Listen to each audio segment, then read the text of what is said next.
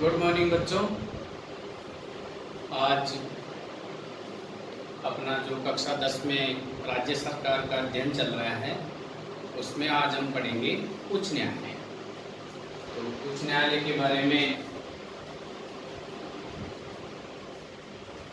अपन अध्ययन करेंगे। तो देखो बच्चों, आपको मैंने केंद्र सरकार के पार्ट में न्यायपालिका में सर्वोच्च न्यायालय के बारे में बताया था और आपको एक डायग्राम बताया था कि भारत की जो न्यायपालिका है वो एकीकृत न्यायपालिका है। भारत की न्यायपालिका कैसी है? एकीकृत। इसमें शीर्ष पे सर्वोच्च न्यायालय,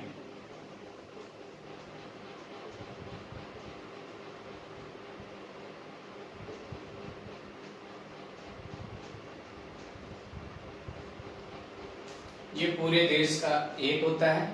फिर राज्यों में, प्रत्येक राज्य में एक उच्च न्यायालय होता है।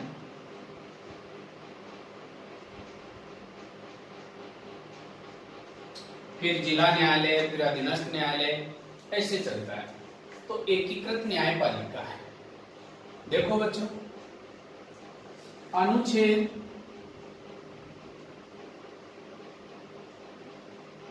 214 में यह उल्लेखित है कि प्रत्येक राज्य का एक उच्च न्यायालय होगा। प्रत्येक राज्य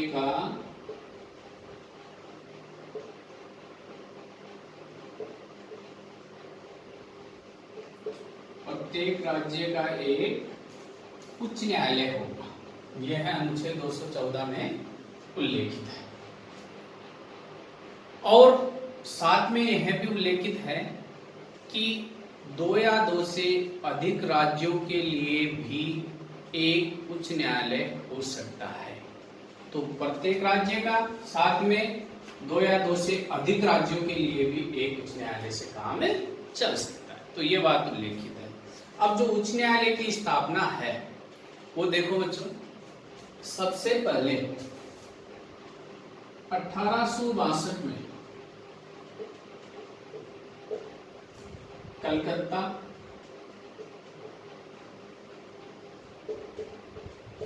बॉम्बे व मद्रास, यहां पर उच्च न्यायालय स्थापित हुआ था 1862 में।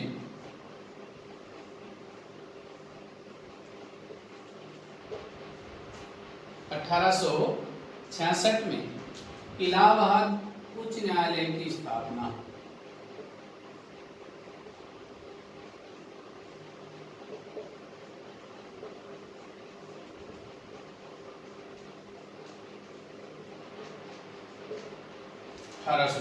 में वर्तमान में अपन बात करें तो वर्तमान में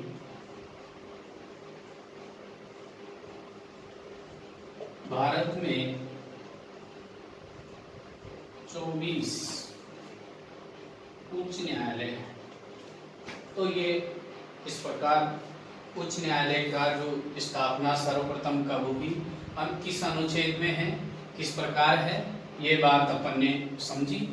और उच्च न्यायालय, चूंकि अपन राजस्थान के निवासी हैं तो राजस्थान का जो उच्च न्यायालय है इसके बारे में जो स्थापना है, इसकी मुख्य पीठ कहाँ है, खंडपीठ कहाँ है, इसके बारे में अपन अलग से थोड़ी सी चर्चा करेंगे। तो ये बात हो गई। अब आता है उच्च न्यायालय का गठन।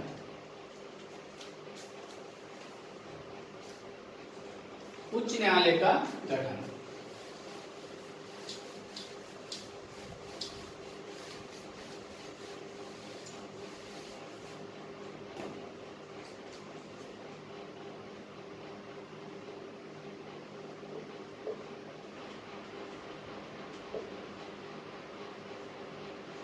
उच्च न्यायालय का गठन देखो बच्चों, उच्च न्यायालय का गठन अनुच्छेद 216 के तहत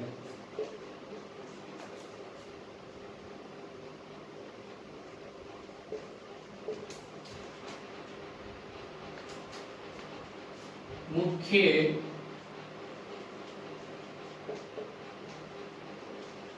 न्यायमूर्ति या हम कह सकते हैं न्यायाधीश एवं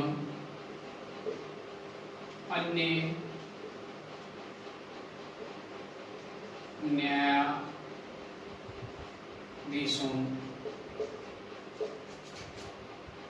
से मिलकर होता है।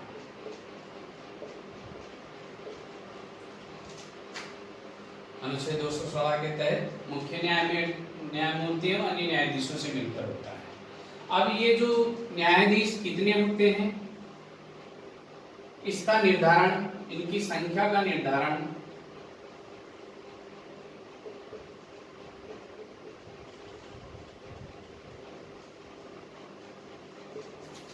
राष्ट्रपति करता है।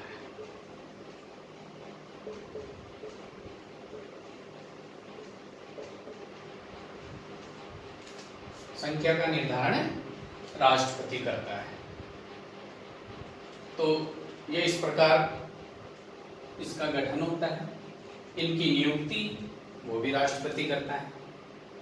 तो ये गठन की बात हो। अगला टॉपिक, अगला इसमें अपना चैप्टर बिंदु है, वो है नियुक्ति, न्यायाधीशों की नियुक्ति। देखो बच्चों, न्यायाधीशों की नियुक्ति, सबसे पहले सीधी सी बात अपने को दिमाग में बिठाना है कि न्यायाधीशों की नियुक्ति राष्ट्रपति करता है। मुख्य न्यायाधीश हो या अन्य न्यायाधीश हो, उन सब की नियुक्ति राष्ट्रपति के द्वारा होती है। अब राष्ट्रपति किस प्रकार इनकी नियुक्ति करता है वो समझते हैं। उच्च न्यायालय के मुख्य न्यायाधीश की नियुक्ति,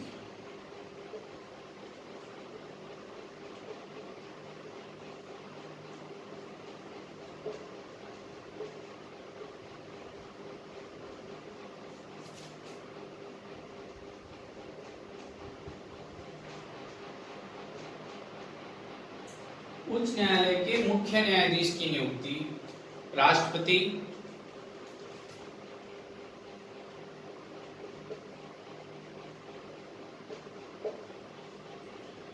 सर्वोच्च न्यायालय के मुख्य न्यायाधीश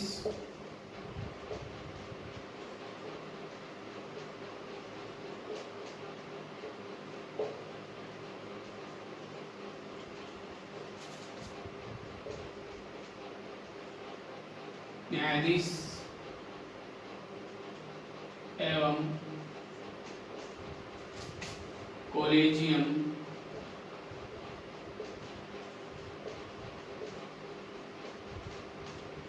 तथा राष्ट्रपति के परामर्श से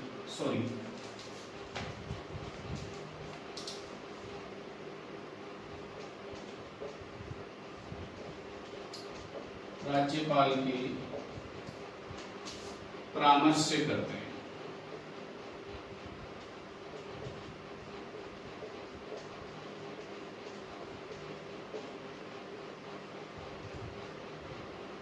तो उच्च न्यायालय के मुख्य न्यायाधीश की नियुक्ति कैसे होगी? राष्ट्रपति, सर्वोच्च न्यायालय के मुख्य न्यायाधीश, कॉलेजियम तथा राज्यपाल के परामर्श से करता है। अब बात आती है, ये तो मुख्य न्यायाधीश की बात हो गई। अब बात आती है अन्य न्यायाधीशों की। तो अन्य न्यायाधीशों की नियुक्ति में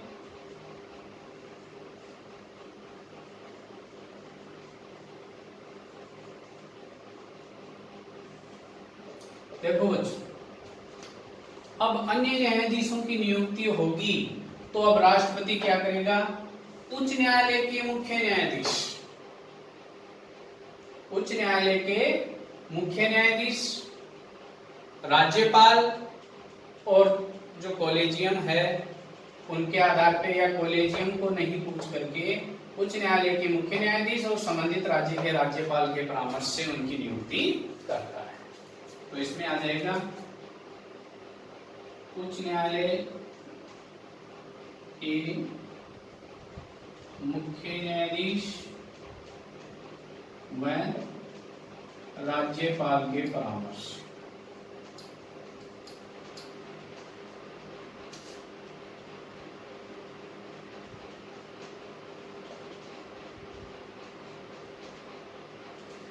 राष्ट्रपति नियुक्ति करता है। तो ये हो गई इनकी नियुक्ति की बात। अब आगे आती है इनकी योग्यताएं। नियुक्ति है, ये अनुच्छेद की यदि अपन बात करें तो अनुच्छेद 217 एक के अनुसार गठन का आइडिया अनुच्छेद 216। अब आती है इनकी योग्यताएं।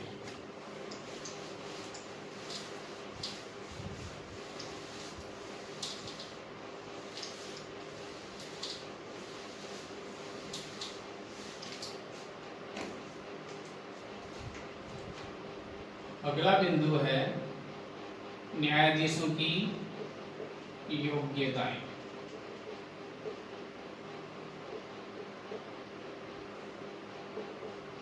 देखो बच्चों, उच्च न्यायालय के जो न्यायाधीश हैं उनकी क्या योग्यताएं हैं। सिंपल, पहली बात तो सबके सामने आ जाती है कि वह भारत का नागरिक हो।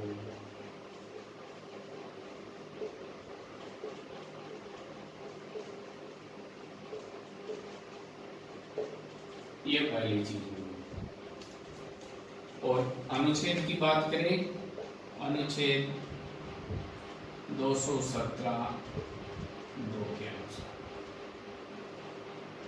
पहली बात हो गई वह भारत का नागरिक। दूसरी बात आती है इसमें, वह है भारत के राज्य क्षेत्र में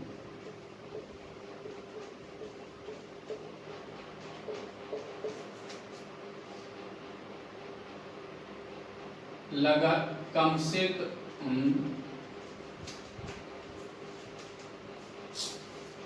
क्षेत्र में लगातार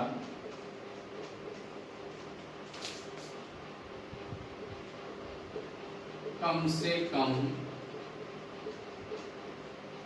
10 वर्षों तक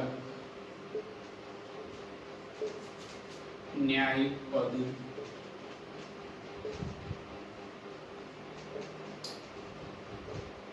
धारण कर चुका।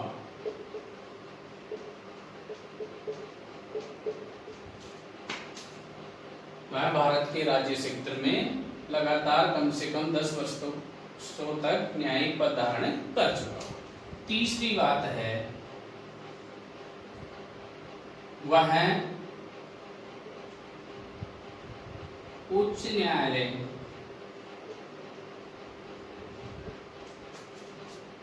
या ऐसे किसी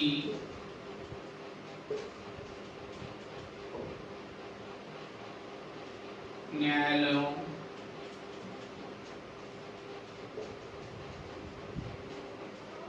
में लगातार कम से कम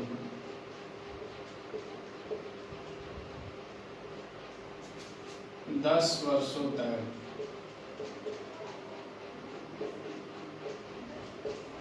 अधिवक्ता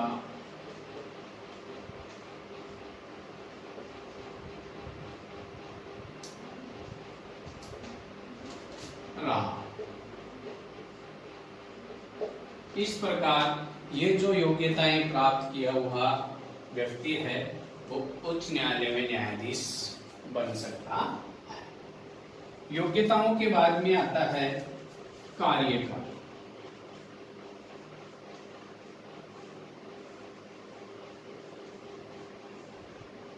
यह भी अनुच्छेद 217 में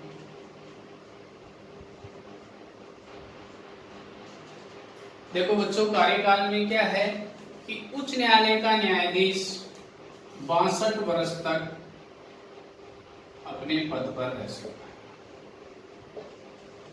पहली चीज। दूसरी बात, वह स्वयं भी त्याग पत्र दे सकता है। तो त्याग पत्र किसको देगा? राष्ट्रपति को।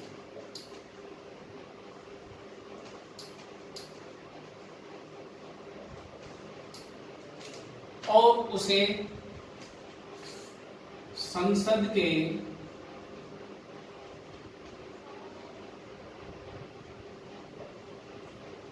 दो तिहाई बहुमत से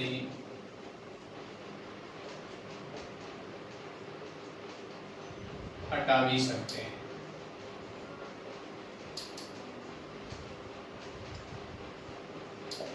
ये कार्यकाल संबंधित बात है।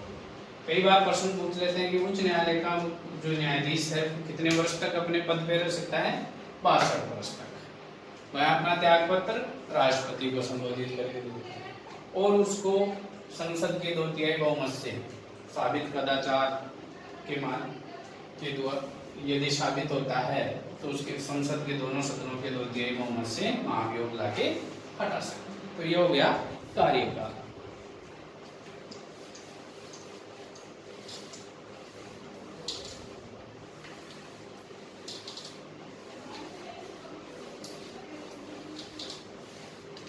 अब आता है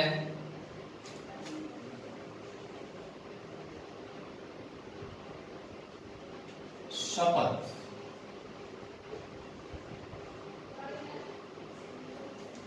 तो शपथ में मैं बता दूं कि उच्च न्यायालय के जो न्यायाधीश है उनको शपथ राज्यपाल दिलाता है या उसके द्वारा कोई नियुक्त व्यक्ति।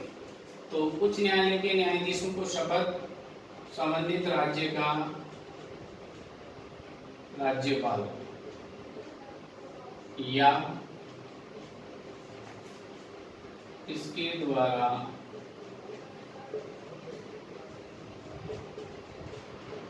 नियुक्त व्यक्ति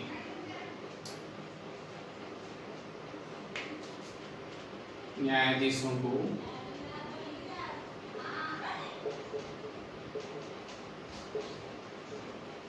शपथ दिलाता है।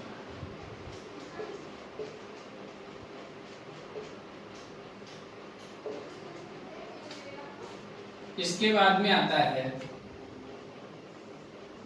स्थानांतरण।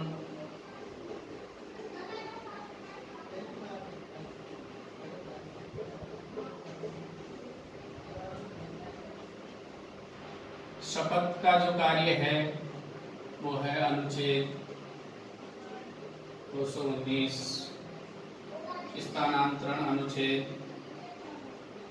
222। उच्च न्यायालय के न्यायाधीश को एक दूसरे उच्च न्यायालय में, जो दूसरे राज्य के उच्च न्यायालय हैं उनमें स्थानांतरित किया जा सकता है।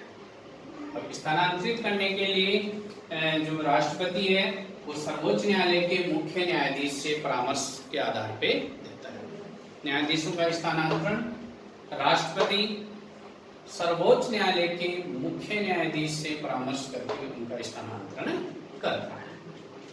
ये इनकी बात हो गई। अब आगे आता है जो उच्च न्यायालय के जो न्यायाधीश हैं उनको कुछ स्वतंत्रताएं प्राप्त है। वो किस प्रकार है?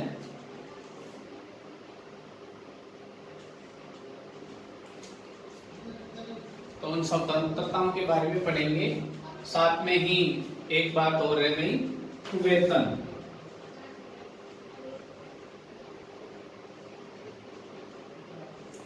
उच्च न्यायालय के जो न्यायाधीश हैं उनका जो वेतनमान है, नया वेतनमान जो बना है उसमें मुख्य न्यायाधीश को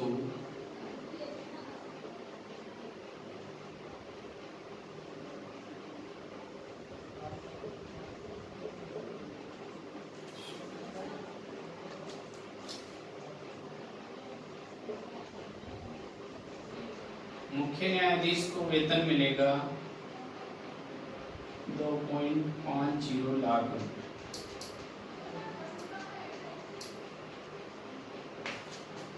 और अन्य न्यायाधीशों को जो वेतन मिलेगा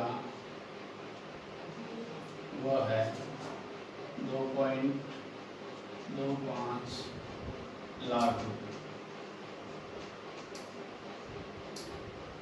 ये वेतन की बात यदि अपन अनुच्छेद के माध्यम से करें तो अनुच्छेद 221 ये बातें हो गई। अब जो कुछ बातें हैं, अपन उच्च न्यायालय के जो न्यायाधीश है उनको कुछ स्वतंत्रताएं मिली हुई है जिसके आधार पे वह निष्पक्ष होके अपना निर्णय दे सके। तो वो कौन सी बातें हैं वो भी अपन साथ के साथ कर लेते हैं।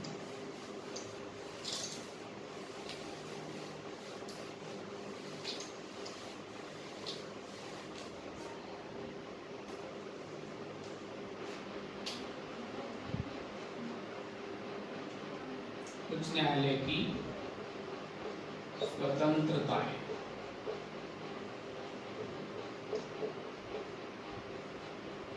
पहली है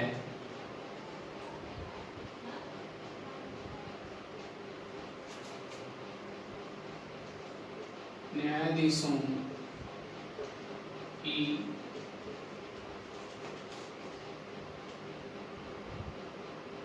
विशेष प्रक्रिया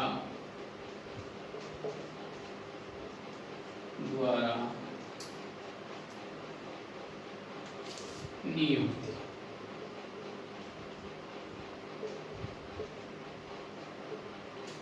विशेष प्रक्रिया के द्वारा उनकी नियुक्ति।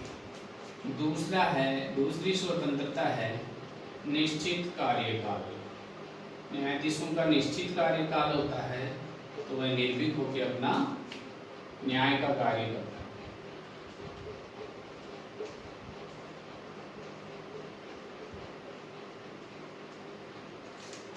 तीसरी बात है,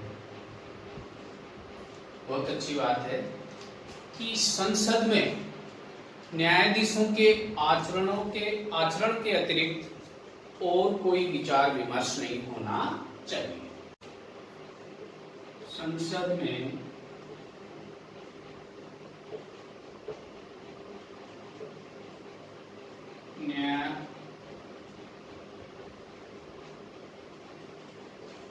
न्यायाधीशों के आचरण के अलावा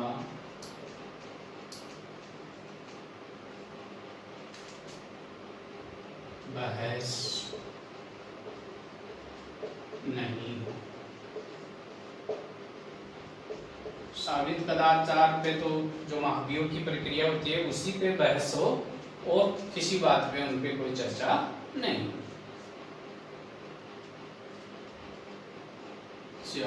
चौथी बात, जो न्यायाधीश हैं उच्च न्यायालय का वो संबंधित उच्च न्यायालय से सेवानिवृत्त होने के बाद में वहां पर अपनी निजी प्रैक्टिस नहीं कर सकते। न्यायाधीश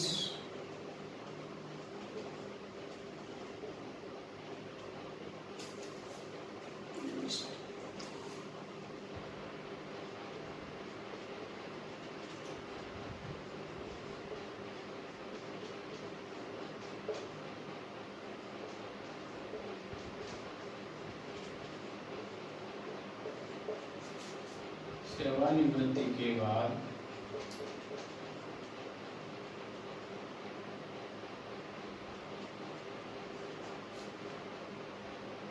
उस न्यायालय में निजी प्रैक्टिस नहीं कर सकता जहां वह कार्यरत रहा, जहाँ पे उसने पद स्थापित हो रहे हैं वहाँ पे वो सेवानिवृत्ति के बाद में कार्य नहीं कर सकती, निजी प्रैक्टिस नहीं कर सकती। और 5वां बिंदु है कार्यपालिका से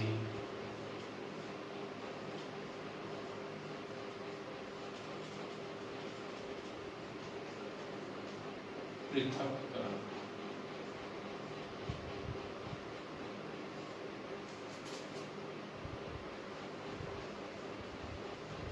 इस प्रकार ये न्यायाधीशों की उच्च न्यायालय की स्वतंत्रताएं हैं।